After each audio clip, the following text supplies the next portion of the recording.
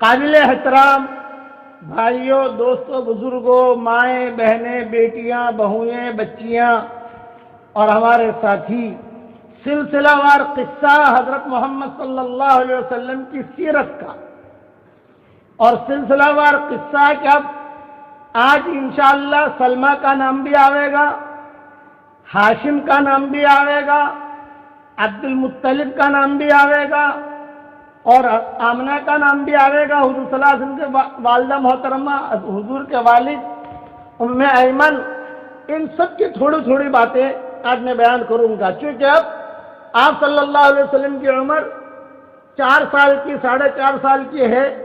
اب حضور صلی اللہ علیہ وسلم کا سفر شروع ہو رہا ہے مدینہ منورہ کی طرف بچپن میں، لیکن اس سے پہلے ایک قصہ اور سنا دوں۔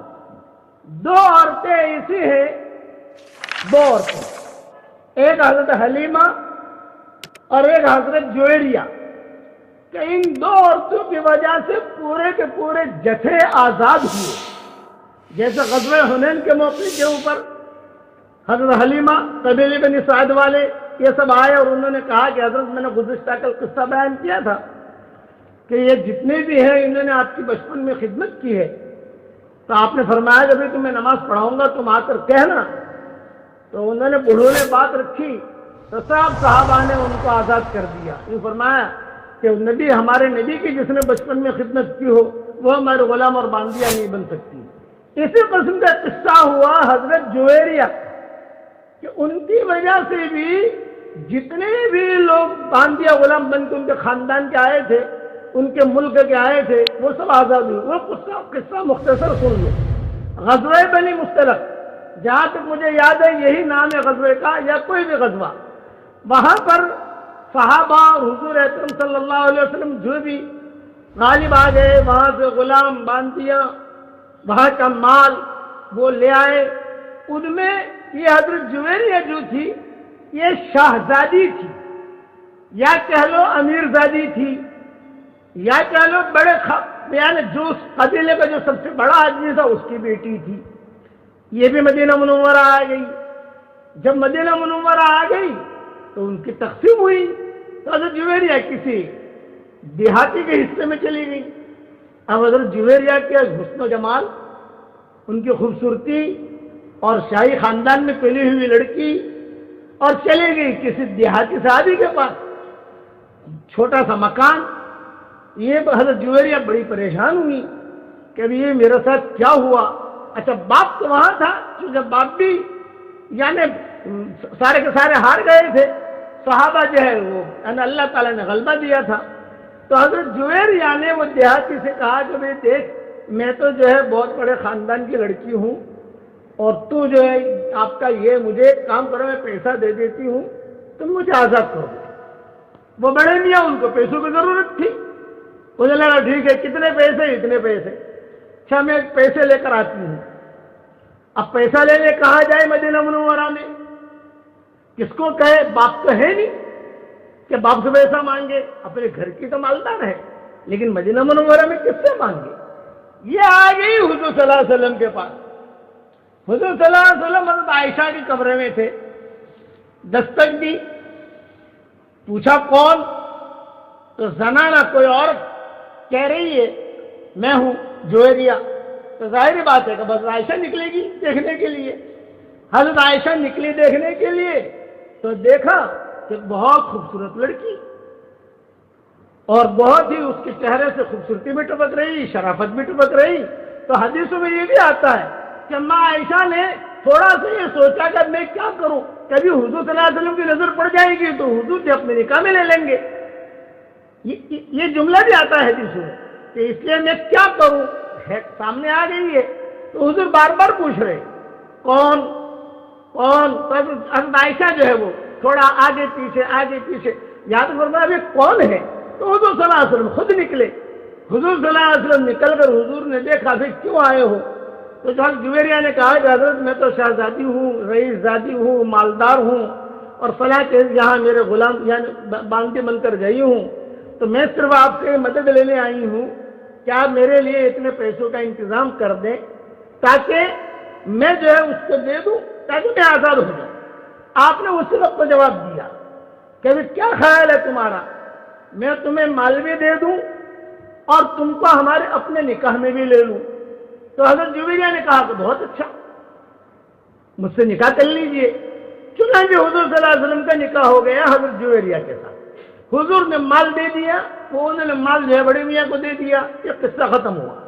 لیکن حضرت جویریہ کے جو والد تھے، یہ بھی بادشاہ کی شکل تھی ان کی، وہ وہاں سے نکلے بہت اونٹ لے کر، اور یہ سوچ کے نکلے کہ اب میں مدینہ منورہ جا کر اپنی بیٹی کو آزاد کرا لوں، باندھی بن کے گئی ہے میری بیٹی جویریہ، میں اسے آزاد کرا لوں۔ وہاں سے نکلے، مال بھی لے کے نکلے اور اونٹ بھی لے کے نکلے۔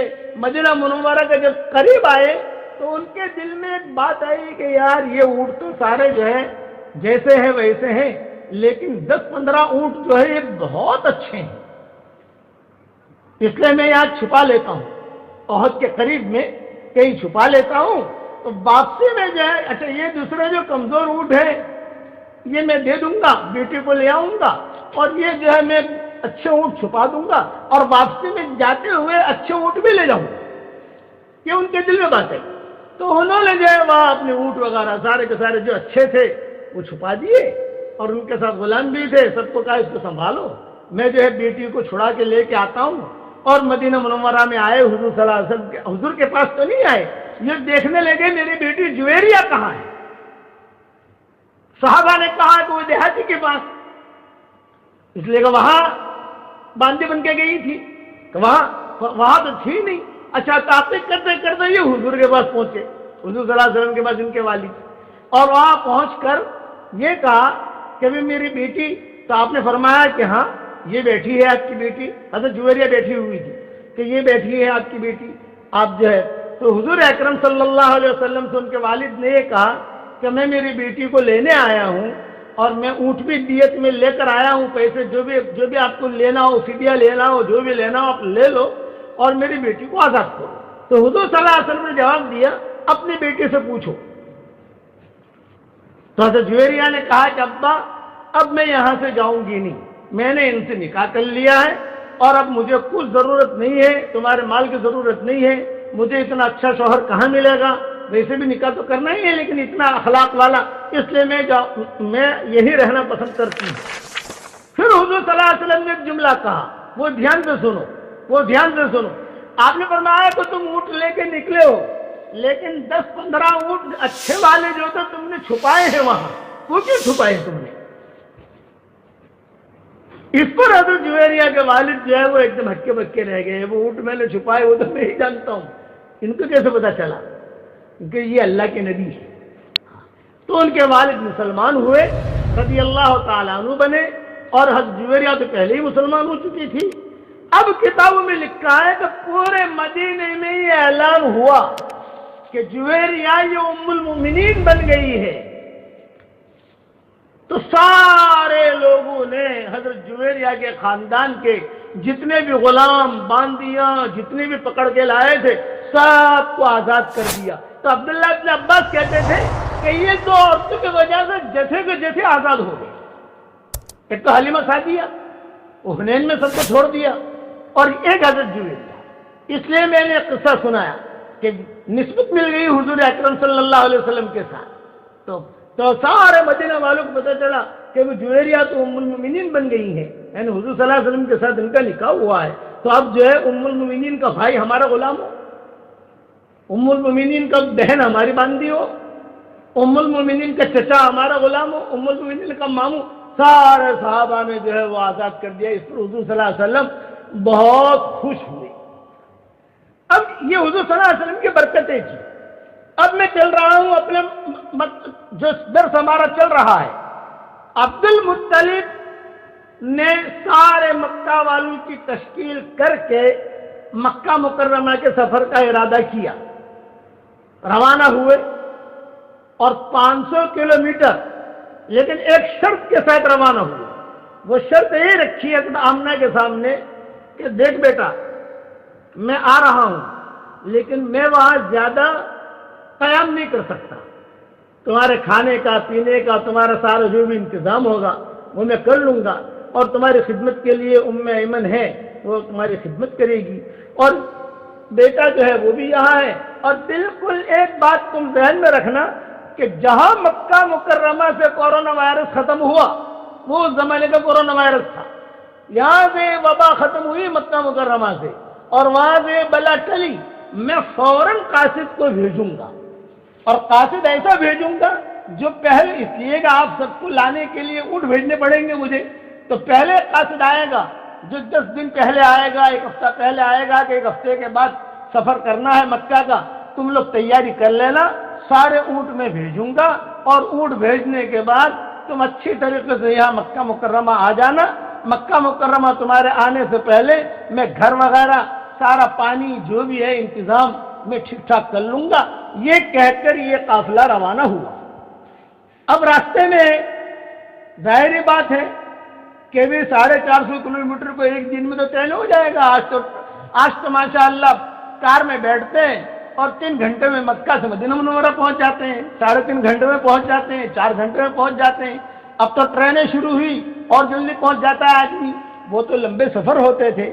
آپ صلی اللہ علیہ وسلم اور یہ پورا قافلہ، اس میں ایک روایت کے مطابق عبد المطلب بھی ہے، اور دوسری روایت ہے کہ عبد المطلب نہیں تھے، لیکن عبد المطلب والی روایت کو میں زیادہ پسند کرتا ہوں، چونکہ رحیق المختوم میں انہوں نے عبد المطلب کا بھی نام لکھا ہے، اور ان کی بات زیادہ قابل قبول ہے دوسروں کے مقابلے میں۔ اب روانہ ہوئے، روانہ ہونے کے بعد راستے میں کئی قصے ہوئے۔ اگر راستے کے سارے قصے سناؤں گا تو میرے خیال سے 6 مہینے لگ جائیں گے، اتنے قصے ہوئے راستے میں۔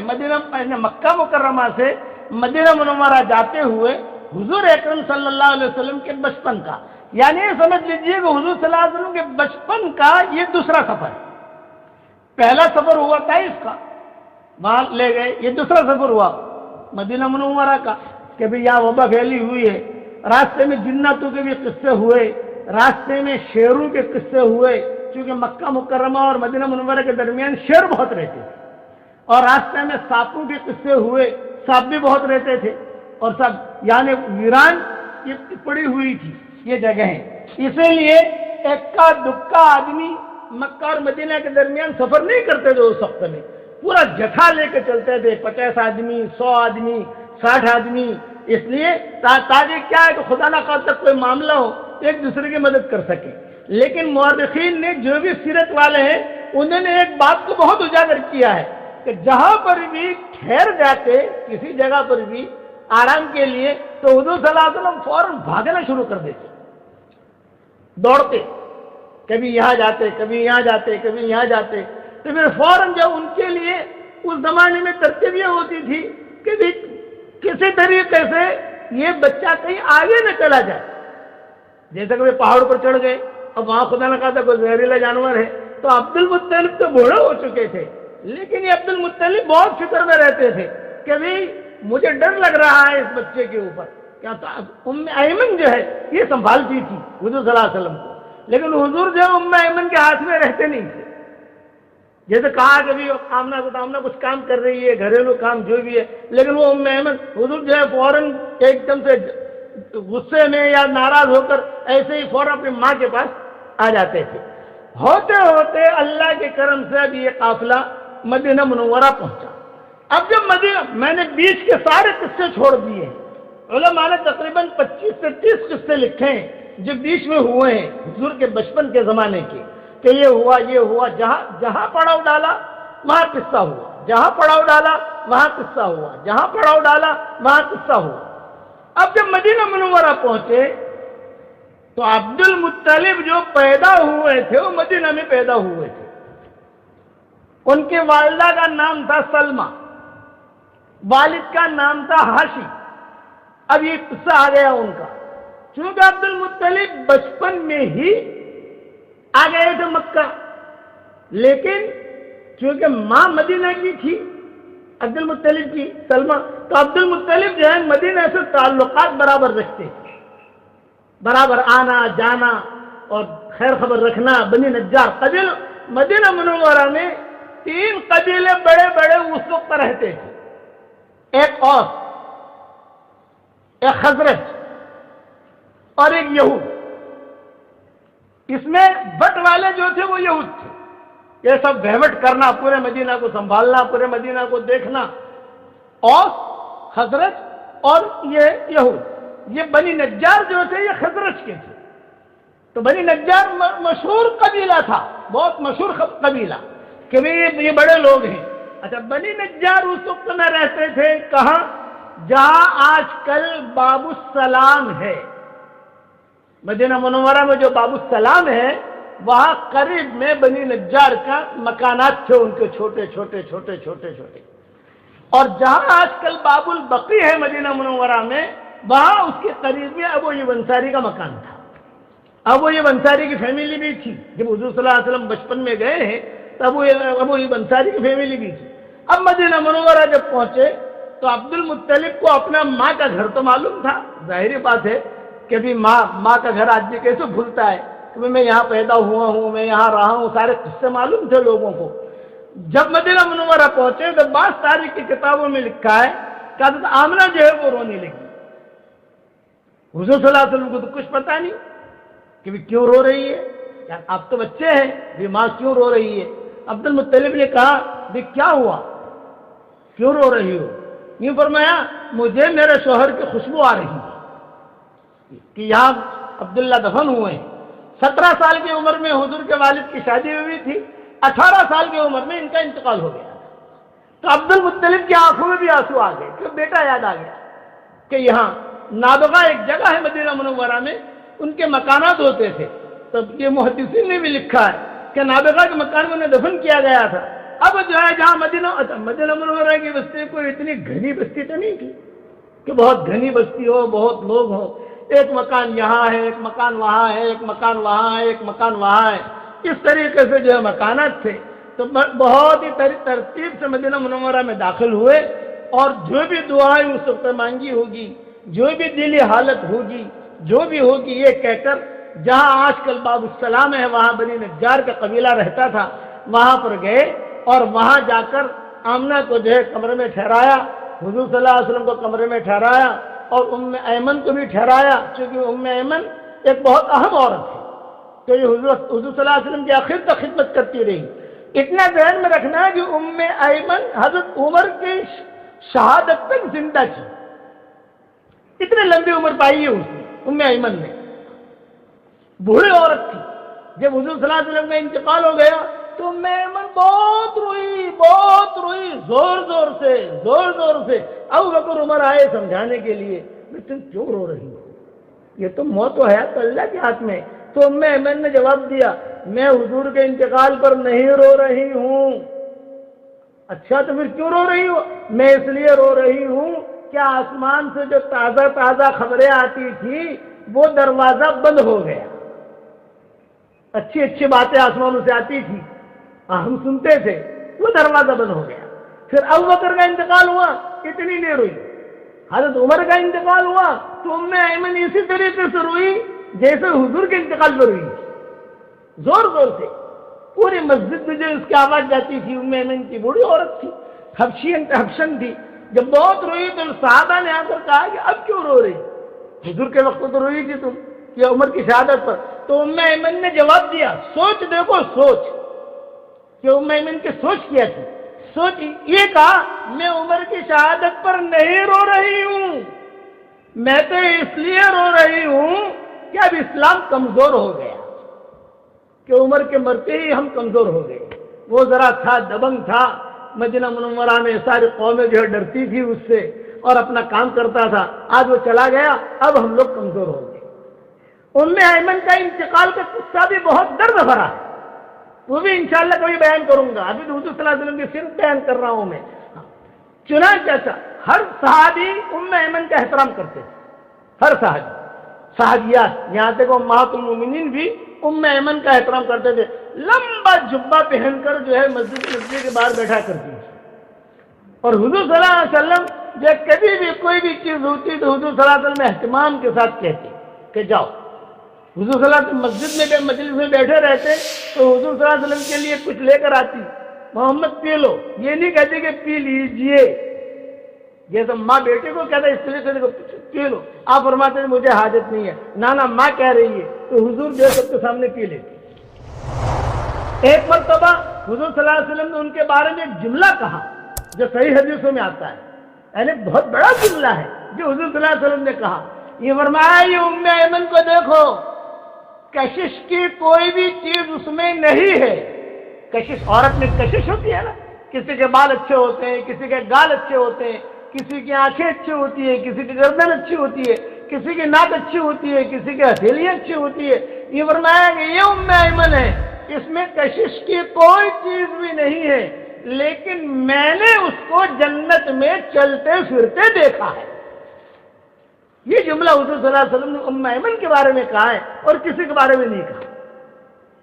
اور کہا مجھے اس سے میری ماں کا پیار ملتا ہے, تو اس نے مجھے ماں کی طرح یعنی بیٹے کی طرح مجھے رکھا, سنبھالا. اب روایتوں میں یہ ہے کہ حضور اکرم صلی اللہ علیہ وسلم نے وہاں قیام کیا. عبد المطلب نے کہا جب اب میں جا رہا ہوں واپس اپنے جو بھی رشتہ دار تھے عبد المطلب کے, چونکہ سلمہ ان کی والدہ عبد المطلب کی وہاں مدینہ منورہ کی تھی, بتایا کہاں انتقال, کیا انتقال ہوا, انتقال کی ساری کارگزاریاں بتائی, یہ ہوا یہ ہوا یہ ہوا یہ ہوا. اچھا نابغہ کہاں ہے, کہ یہاں ہے. وہاں پر بھی عبد المطلب گئے, تھوڑی دیر کھڑے رہے. کتابوں میں لکھا ہے کہ حضرت آمنہ کو عبد المطلب نے کہا کہ بیٹا تم مت جاؤ, تم یہی رہو. اور یہیں سے جو ہے ان کے لیے ابھی اسلام تو آیا نہیں تھا, جو بھی تدبیر تھی. فرمایا کہ نہیں میں بھی جاؤں گی. چنانچہ حضور صلی اللہ علیہ وسلم کو لے کر بھی گئی, لیکن میں اس کی تحقیق کر رہا ہوں, ابھی تک مجھے وہ چیز ملی نہیں ہے.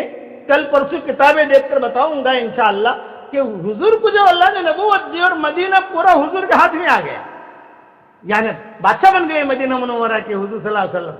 تو پھر اپنے والد کے بارے میں کیا کہتے ہیں حضور, کیونکہ یہ تو سب کو معلوم ہے کہ والد کا انتقال 18 سال کی عمر میں مدینہ منورہ میں ہوا ہے, نابغہ کے مکان میں ٹھہرے, دفن کیا گیا ان کو. وہ مجھے ابھی تک کوئی چیز کہیں سے مل نہیں رہی, لیکن یہ میرے دل میں ایک سوال ہے کہ اب حضور صلی اللہ علیہ وسلم نے اس وقت میں کیا کہا اپنے باپ کے بارے میں. کیا گئے نہیں گئے, کوئی جملے کہے نہیں کہے, یا اس کا مجھے اہتمام کیا نہیں کیا, یہ بات یہ دوسری ترتیب ہے. اب جو عبد المطلب تو آ گئے مکہ مکرمہ, حارث کو بھی ساتھ لے آئے. یہاں مکہ مکرمہ سے کورونا وائرس ختم ہوا الحمدللہ, وہ بلا ٹلی. عبد المطلب نے جو ہے فوراً خبر دی کہ چلو بھی اب یہاں سے بلا ٹلی ہے, یہاں سے جو ہے یہ وبا ختم ہو گئی, آپ لوگ مکہ مکرمہ آؤ. چنانچہ اب اس قافلے نے مکہ مکرمہ کا ارادہ کیا. سارے جتنے لوگ تھے جو پہلے آئے تھے, ابو سفیان کا نام بھی سارے فہرست آتا ہے کہ یہ بھی اس قافلے میں تھے. یہ سارے کے سارے اب مدینہ منورہ سے روانہ ہو رہے ہیں مکہ مکرمہ کی طرف. لیکن مدینہ کے قیام میں حضور اکرم صلی اللہ علیہ وسلم خوب کھیلتے تھے. 4 ساڑھے 4 سال کی عمر تھی, اور اب حضرت آمنہ اس طریقے سے تربیت کر رہی تھی جیسے حضرت حلیمہ نے کی. کپڑے پہنانا, جیسے مثال دے رہا ہوں کہ صاف ستھرا رکھنا, اور اس طریقے سے. اور آپ حضرت آمنہ کے پاس ہی حضور صلی اللہ علیہ وسلم رہتے تھے. اب جب واپس سفر شروع ہوا تو مدینہ منورہ سے کچھ دور پر ایک جگہ ہے مقام ابوا, وہاں پہنچ کر حضرت آمنہ کی طبیعت جو ہے بہت خراب ہوئی. اور کتابوں میں لکھا ہے کہ ایسی خراب ہوئی کہ قافلے والے سوچنے لگے کہ کیا کریں, واپس مدینہ چلیں یا آگے بڑھیں, بھئی ان کی طبیعت خراب ہوئی ہے کیا کریں. بعض تاریخ نگاروں نے یہ بھی لکھا ہے کہ وہاں مدینہ کے قیام میں اپنے شوہر کو بہت یاد کرتی تھی کہ بچہ یتیم ہو گیا, یہ بچہ یتیم ہو گیا, ابھی بچے کو کون دیکھے گا, ابھی بچہ اب آگے چل کے کیا کرے گا, یہ تو پتہ نہیں ہے کہ بچہ کیا بننے والا ہے. تو وہ غم لے لیا, غم. اور یہاں مقام ابوا میں آ کر حضرت آمنہ کا جو ہے وہ انتقال ہو گیا. آپ کی عمر 5 سال کی تھی, اکثر مورخین نے لکھا ہے. اب جب انتقال ہوا تو اس زمانے میں دفن کرتے تھے. اب دفن کے لیے قبر کھودی گئی, تو کتابوں میں یہ بھی لکھا ہے کہ حضور اکرم سے جب ماں کو لٹانے لگے تو 5 سال کی عمر کا بچہ تھوڑا سمجھتا ہے, تو حضور صلی اللہ علیہ وسلم جو ہے جب آمنہ کو قبر میں رکھا تو حضور صلی اللہ علیہ وسلم بھی کود پڑے, میں بھی میرے ماں کے ساتھ سوؤں گا. تو ام ایمن نے نکالا, کیونکہ یہ اب اس کی تحویل ام ایمن کی تحویل میں آ رہے حضور. ام ایمن نے نکالا, حضور کہتے تھے کہ نہیں میں بھی یہی سوؤں گا، میں بھی یہی سوؤں گا، میں بھی میری ماں کے ساتھ رہوں گا، میں بھی میری ماں کے ساتھ رہوں گا۔ باپ کا انتقال ہو گیا، اب یہ 5 سال کی عمر میں ماں کا بھی انتقال ہو گیا اور وہاں ان کو دفن کر دیا۔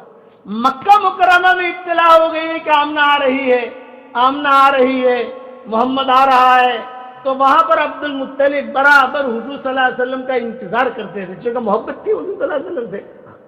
اب یہ قافلہ جب بالکل قریب پہنچا اور تنعیم پر عبد المطلب جب استقبال کے لیے آئے تو عبد المطلب نے دیکھا کہ بھئی آمنہ نہیں ہے اور محمد جو ہے یہ ام ایمن کے ہاتھ میں ہے، تو حضور عبد المطلب جو بہت ناراض ہوئے ام ایمن پر کہ تم نے کیوں لے رکھا ہے بیٹے کو، یہ بچے کو تم نے کیوں لے رکھا ہے، آمنہ کہاں ہے؟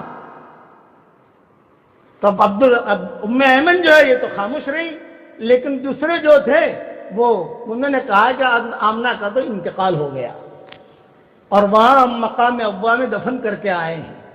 اس پر عبد المطلب کی چیخیں نکل گئی اور سیدھا حضور کو جو اپنے گود میں لے لیا اور لے کر عبد المطلب نے پورے گھر کا انتظام کیا تھا، گھر کی صفائی، جو بھی رنگ روغن ہوتا ہے، پانی، کھانا، بعض تاریخ نگار میں لکھا ہے 2 بستریں تیار کیے تھے، ایک بستر آمنہ کا اور ایک بستر حضور کا، یہ بچہ ہے، یہ بچہ یہاں لیٹے گا، اور ام ایمن جو تھی وہ قریب میں رہتی تھی، وہ باندھی تھی، تو عبد المطلب نے ان کے لیے بھی انتظام کیا۔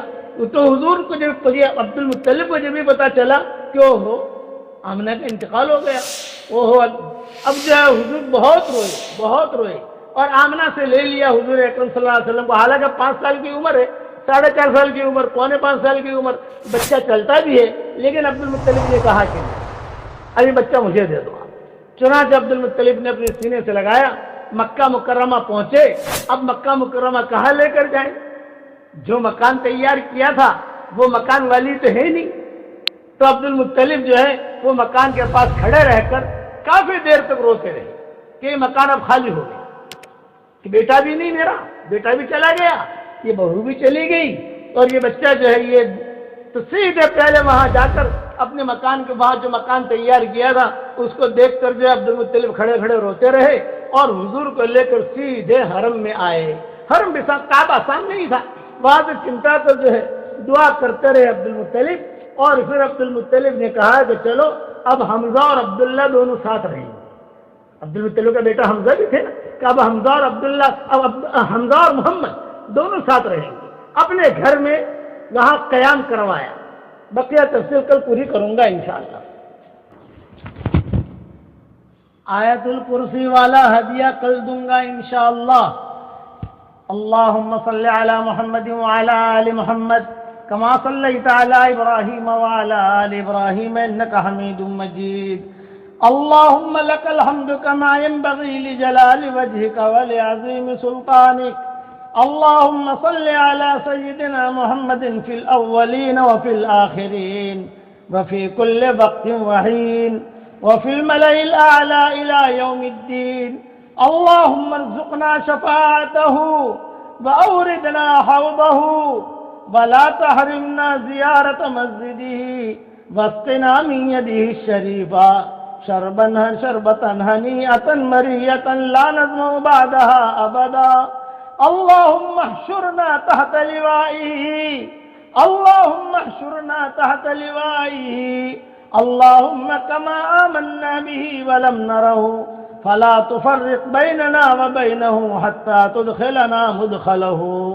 بسم الله نرقي أنفسنا من كل ما يؤذي من كل حاسد، بسم الله شفاؤنا، بسم الله شفاؤنا، بسم الله شفاؤنا، بسم الله دواؤنا، بسم الله دواؤنا، بسم الله دواؤنا۔ اذهب الباس انت اشف انت الشافي وعافنا انت المعافي، یا کافی یا وافی، یا کافی یا وافی، یا کافی یا وافی، یا حمید یا مجید۔ ارفع عنا البلاء والوباء، ارفع عنا البلاء والوباء، ارفع عنا كل تعب شديد وادفع عنا المرض الشديد وادفع عنا المرض الشديد واجعل لنا صبرا على كل بلاء ويقينا بكل قضاء حتى نوقن أنه لن يصيبنا إلا ما كتبت لنا. اللهم اجعل لنا يا ربنا نورا من نورك وعزا من عزك ونصرا من نصرك وبهاء من بهائك وعطاء من عطائك وتأييدا من تأييدك يا ذا الجلال والإكرام يا ذا الجلال والإكرام والعطاء العظام. سبحان الله العظيم وبحمده لا حول ولا قوة إلا بالله العلي العظيم. اللهم اجمع لنا خير الدارين وادفع عنا كل سوء وبلية وحزن واقض حاجاتنا واحفظنا من الفضيحتين الفقر والدين واحفظنا من الفضيحتين الفقر والدين. اللهم احفظنا من الفضيحتين الفقر والدين. سبحان الله وبحمده سبحان الله العظيم. اللهم يا حي يا قيوم احيي القلوب واصلح لنا الاعمال في الدنيا في الدين والدنيا. يا واحد يا احد يا فرد يا صمد يا من رفع السماء بلا عمد. سبحانك أوجدتنا من العدم فنسألك أن تجعل أيامنا مباركة علينا أجعلنا فيها ممن قبلت أعمالهم وغفرت لهم زلاتهم وآثامهم. اللهم إنا نسألك من خير ما سألك منه عبدك ونبيك سيدنا محمد صلى الله عليه وسلم ونعوذ بك من شر ما استعاذك منه عبدك ونبيك سيدنا محمد صلى الله عليه وسلم. أنت المستعان وعليك البلاغ ولا حول ولا قوة إلا بالله العلي العظيم. اے اللہ ہمارے گناہوں کو معاف فرما، اے اللہ ہماری خطاؤں سے درگزر فرما. اے اللہ آج کی رات بدر کی رات ہے. اے اللہ بدر میں تیرے نبی نے بہت قربانیاں دی ہیں. اے اللہ تیرے نبی نے بچپن سے ہی قربانیاں دی ہیں. اے اللہ مکہ مکرمہ میں پیدا ہوئے، طائف میں وقت گزارا، پھر مدینہ میں کچھ دن گزارے، پھر واپس مکہ مکرمہ آئے. اے اللہ ایسے یتیمی میں زندگی گزاری کہ لوگ کہتے تھے کہ یہ بچہ یتیم ہے، یہ بچہ یتیم ہے، یہ بچہ یتیم ہے. اور کچھ مشرکین مکہ دور دور سے دیکھ کر کہتے تھے کہ اس بچے کے چہرے پر بڑا عجیب نور ہے، لیکن یہ بچہ یتیم ہو گیا کہ باپ بھی چلا گیا، کہ اس کی ماں بھی چلی گئی. لیکن عبد المطلب اپنے سینے سے لگاتے تھے اور ایک جملہ کہتے تھے، تیری برکت سے مجھے مل رہا ہے محمد، تیری برکت سے مجھے مل رہا ہے، اے محمد تیری برکت سے مجھے مل رہا ہے. اے اللہ ہوتے ہوتے حضور صلی اللہ علیہ وسلم کو آپ نے نبوت دی، پھر آپ نے قرآن دیا، پھر یہ قرآن ہمارے پاس پہنچا. حضور صلی اللہ علیہ وسلم نے پوری امت کی تربیت کی. سب سے پہلے تو ہم آپ سے درخواست کرتے ہیں اس مبارک رات میں تیرے نبی کو ڈھیروں خوشیاں نصیب فرما اور ڈھیروں رحمتیں نازل فرما، ڈھیروں رحمتیں نازل فرما تیرے نبی پر. آسمان اور زمین کا درمیانی حصہ بھر کر تیرے نبی پر رحمتیں نازل فرما. پہاڑوں کے وزنوں کے برابر تیرے نبی پر رحمتیں نازل فرما. سمندروں کے پیمانوں کے برابر تیرے نبی پر رحمتیں نازل فرما. بارش کے قطروں کی تعداد کے برابر تیرے نبی پر رحمتیں نازل فرما. آدم علیہ السلام کے زمانے سے لے کر قیامت تک جتنی بارشیں آئیں اور جتنے قطرے ہوں، اے اللہ ان کی تعداد کے برابر تیرے نبی پر رحمتیں نازل فرما.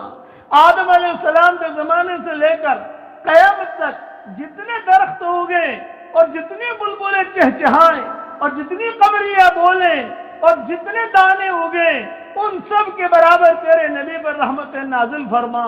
اے اللہ ساتوں آسمان پر جو بہت بہت بہت بڑا سمندر ہے جو تو نے پیدا کیا ہے، اس کے وزن اور اس کے پیمانے کے برابر تیرے نبی پر رحمتیں نازل فرما. تیری کرسی کے برابر تو تیری کرسی کے وزن کے برابر تیرے نبی پر رحمت نازل فرما۔ سب سے زیادہ وزنی چیز اگر تو نے پیدا کی ہے، ہم نے کتابوں میں پڑھا ہے کہ وہ عرش ہے، عرش سے زیادہ کوئی چیز وزنی نہیں، اسی لیے دعاؤں میں آتا ہے سبحان اللہ و بحمدہ عدد خلقہ ورضا نفسہ وزنت عرشہ ومداد کلماتہ عدد الشمع والوتر۔ تیرے عرش کے وزن کے برابر تیرے نبی پر رحمت نازل فرما، لوح و قلم کے وزن کے برابر تیرے نبی پر رحمت نازل فرما، طوبہ درخت کے پتوں کی تعداد کے برابر تیرے نبی پر رحمت نازل فرما، سدرۃ المنتہا کے پتوں کے برابر تیرے نبی پر رحمت نازل فرما، جتنے ذرات ہیں ان کے برابر تیرے نبی پر رحمت نازل فرما، جتنے دن آنے ان کے برابر تیرے نبی پر رحمت نازل فرما، جب تک چاند اور سورج باقی رہے تیرے نبی پر رحمت نازل فرما، جب تک سوریا ستارہ نکلتا رہے ڈوبتا رہے تیرے نبی پر رحمت نازل فرما، اور جب تک ہوائیں چلتی رہیں تیرے نبی پر رحمت نازل فرما، جب تک یا اللہ سمندروں میں پانی باقی رہے تیرے نبی پر رحمت نازل فرما، اور آخر میں اتنا کہیں گے تیری شان تیرے نبی پر رحمت نازل فرما۔ اے اللہ، حضرت محمد صلی اللہ علیہ وسلم نے بہت قربانیاں دی ہے اس امت کے لیے، آج یہ امت پریشان ہے، اے اللہ تیرے نبی کے طفیل سے اور تیرے نبی پر رحمتیں بھیجنے کی برکت سے امت کی اجتماعی اور انفرادی پریشانیوں کو دور فرما دے۔ اے اللہ، یہ بدر کی رات ہے، بالکل نہتے تھے، کمزور تھے، پوری رات رونے میں گزاری ہے بدر میں، اور پوری فجر کی نماز پڑھائی، فجر کی نماز پڑھانے کے بعد پھر دعا کے لیے کھڑے ہو گئے اور ایک جملہ کہا اللہم ان تہلک ہذہ العصابہ لن تعبد علی الارض ابدا۔ اے اللہ، معمولی جماعت سے لے کر بدر کے میدان میں آیا ہوں، اگر یہ معمولی جماعت ہلاک ہو گئی تو زمین پر کیا تیرا کوئی نام لینے والا نہیں رہے گا۔ جب یہاں پر پہنچے تو صدیق اکبر نے دعا کو چھوڑ دیا اور دعا کو چھوڑ کر حضور کو اپنے سینے سے لگا دیا اور کہا آپ فکر نہ کریں، اللہ کی مدد آ گئی۔ پھر جو ہے قرآن کی آیت نازل ہوئی استستغیثون ربکم فاستجاب لکم انی ممدکم بألف من الملائکۃ مردفین۔ اے اللہ، اس وقت تو نے مدد کی تھی، اب اس وقت بھی ہم تیری مدد کے محتاج ہیں، پوری انسانیت سے بلاؤں کو دور فرما دے۔ پوری انسانیت پریشان ہے، اپنے کنبے پر رحم کا اور کرم کا معاملہ فرما، اپنے کنبے پر رحم کا کرم کا معاملہ فرما، ہدایت کے فیصلے عام فرما دے۔ اے اللہ، بدرین کی قبروں کو نور سے منور فرما، جن بدرین نے قربانیاں دی تھی اے اللہ ان کی قبروں کو نور سے منور فرما، ان کے درجات کو بلند فرما، کروٹو انہیں آرام نصیب فرما۔ اے اللہ، جو بدر میں شریک ہوئے تیرے نبی نے کہا ہے کہ سب سے اونچے لوگ ہیں، اعملوا ما شئتم، جو چاہے تم کرو، تمہارے گناہ معاف کر دیے گئے ہیں۔ کئی صحابہ کے بارے میں حضور نے فرمایا یہ بدری ہے، اسے چھوڑ دو۔ خالد بن ولید سے حضور نے کہا تھا خالد تو بدری نہیں ہے، عبد الرحمن بن عوف بدری ہے، اس لیے ان کا اکرام کرو، یہ حضور صلی اللہ علیہ وسلم نے کہا تھا۔ حضرت عمر اپنے زمانے میں بدر میں شریک ہونے والوں کا بہت احترام کرتے تھے، کہتے تھے بدری آ جاوے میرے پاس، یہ جملہ کہتے تھے۔ بدرین کہاں ہے؟ وہ آ جاوے، چنانچہ بدرین آتے تھے۔ اے اللہ، آج یہ بدر کی رات ہے، اے اللہ ان راتوں میں تو نے مددیں اتاری ہیں، اے اللہ اب بھی ہم آپ کی مدد کے انتظار میں ہیں۔ اگرچہ ہمارے اعمال وہ نہیں ہیں جو بدرین کے تھے، لیکن ہم نے یہ سنا ہے کریم ہمیشہ اپنے کرم کو نبھایا کرتا ہے۔ اے کریم کرم کا معاملہ فرما، اے رحیم رحم کا معاملہ فرما، ہر فرد امت کو دین کا داعی بنا دے، دین کے لیے تو ہم سب کو قبول فرما لے۔ اے اللہ، جس نے ہم مجھ سے دعاؤں کے لیے کہا ہو، دعاؤں کے لیے خطوط میں لکھا ہو، جن کا مجھ پر کسی قسم کا حق اور احسان ہو، یا جو مجھے اپنی دعاؤں میں یاد کرتے رہتے ہوں، یا مائیں بہنیں اپنی دعاؤں میں یاد کرتی رہتی ہوں، یا دعاؤں کے لیے کہنا چاہتے تھے مگر کہہ نہیں سکے، دل ہی دل میں رہ گئی۔ کتنا بڑا مجمع سنتا ہے، دل ہی دل میں ہے، کبھی دعا کے لیے کہیں مگر نہیں کہہ سکتے۔ اے اللہ، ان کی اور ہماری جائز مرادوں کو پوری فرما، ہمارے اس رمضان کو قبول فرما، اس رمضان کو قبول فرما۔ اے اللہ ہماری مسجدوں کے کھلنے کا تو ہی انتظام کر، اور حرمین شریفین کے کھلنے کا تو ہی انتظام کر۔ اے اللہ تیری رحمت کو متوجہ کر۔ اے اللہ تیرا چاہ لینا کافی ہے، کن فیکون کا تو مالک ہے، تو کہہ دیتا ہے ہو جا، سامنے والی چیز ہو جاتی ہے۔ اللہم ارفع عنا البلاء والوباء، اللہم ارفع عنا البلاء والوباء، اللہم ارفع عنا البلاء والوباء، اللہم انا نعوذ بک من کورونا وائرس، اللہم انا نعوذ بک من کورونا وائرس، اللہم انا نعوذ بک من کورونا وائرس۔ اے اللہ اس سے تو پوری انسانیت کو بچا لے، اور ہم معافی مانگتے ہیں تو ہم سب کو معاف فرما دے۔ یہ مغفرت کا عشرہ چل رہا ہے، ہمیں وہ بدبخت انسان مت بنائیو کہ مغفرت کا عشرہ گزر جائے اور ہمارے گناہوں کی معافی نہ ہو۔ ہمیں وہ بدبخت انسان مت بنائیو کہ رمضان گزر جائے اور ہمارے گناہوں کی معافی نہ ہو۔ گزشتہ سال اس وقت میں کئی لوگ موجود تھے، آج وہ اپنے اپنی قبروں میں جا چکے ہیں، وہ انتظار میں ہے ایک رات رمضان کی مل جائے، اللہ کو منا لیں گے، ایک مرتبہ سبحان اللہ پڑھ لیں، اللہ کو منا لیں گے۔ اب وہ نہیں آ سکتے، اب کچھ پتہ نہیں آئندہ سال کی مبارک گھڑیاں ہمیں ملتی ہیں کہ نہیں ملتی۔ جو تو نے ہمیں گھڑیاں دی ہے اس کی قدر کرنے کی ہمیں توفیق عطا فرما۔ اگر فضل کرے تو چھٹیاں، اگر عدل کرے تو لٹیاں، ہمارے ساتھ فضل کا اور کرم کا معاملہ فرما۔ بدرین کو جو مدد کی تھی اے اللہ عافیت کے ساتھ تو ہماری بھی مدد فرما۔ اللہم انصر دینک و کتابک، اللہم انصر دینک و کتابک، اللہم انصر دینک و کتابک۔ تیرے دین کی مدد کر اور تیری کتاب کی مدد کر۔ ہمیں ایسا ایمان دے کہ اس کے بعد کفر نہ ہو، ایسی ہدایت دے کہ اس کے بعد گمراہی نہ ہو، ایسے عزت دے کہ اس کے بعد ذلت نہ ہو، ایسا تیرا قرب دے کہ اس کے بعد تجھ سے دوری نہ ہو۔ اے اللہ دونوں جہاں کی سرخروئی کا ہم سب کے لیے فیصلہ فرما دے۔ یہ مجمع جو آمین کہہ رہا ہے، جہاں آمین کہہ رہا ہے، ان کے دلوں میں جو جائز تمنائیں ہوں عافیت سے ان کے جائز تمناؤں کو پوری فرما کر اس میں خیر کی شکلیں اور صورتیں پیدا فرما، اور اپنے فضل و کرم سے ہماری دعاؤں کو قبول فرما۔ سبحان ربک رب العزت عما یصفون وسلام علی المرسلین والحمد للہ رب العالمین۔